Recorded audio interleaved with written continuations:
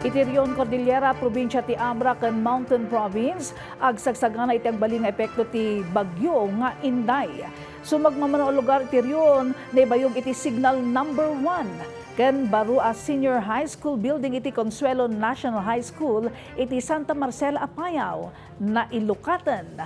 Kanayunan na detalye iti panagsubsubli ni Anjel Kim Pengosro. Agsagsaganan ti Abra Provincial Disaster Risk Reduction and Management Council iti posibleng nga epekto ti bagyo nga Inday. Nabalakadan laktadag iti umiling agtaltalinaed iti landslide ken flood-prone areas ngag early evacuation. Impanamnama mo tinaduma-duma a cluster ti kaadda dagiti food ken non-food items, shelters, logistics, evacuation centers ken dadumapay. Nang isayang katmo ti Municipal Local Government Unit ti Paracelis iti Pre-Disaster Risk Assessment kas panagsagana iti epekto ti bagyo. Natalantan iti meeting dagiti lugar a mabalin a maapektaran iti layos ken panagregaay. Kastamo ti panakaisagana dagiti evacuation center ken prepositioning kadagiti relief goods. Binilin mo ti lokal a gobyerno dagiti ahensya nga agbaling nga alerto ken mangisayang kat iti 24/7 monitoring. Kan siguraduan da ang nakasagana dagiti responders.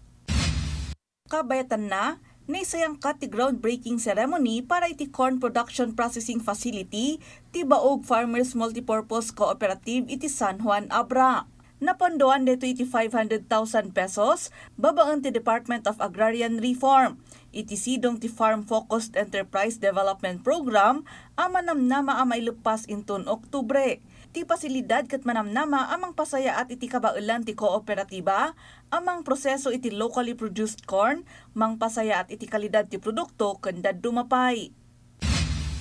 Iti Apayaw, nailukatan ti baro a senior high school building a pagnumaran dagiti senior high school students ti Consuelo National High School iti Santa Marcela nga gatad iti 19 million pesos a naipatungpal babaen iti inisyatiba ni Congresswoman Leah Bulot Bagtang ken ti panakitinulong ti provincial a gobyerno ken DepEd. Manamnama ang mapasaya at ti learning environment dagiti estudyante ken makatulong pay amang papigsa iti kalidad ti edukasyon iti ili ken iti intero a probinsya ti Apayao.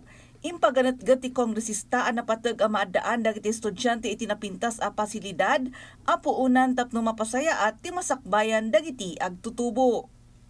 Anjel Kim Pengosro para iti Pagilian.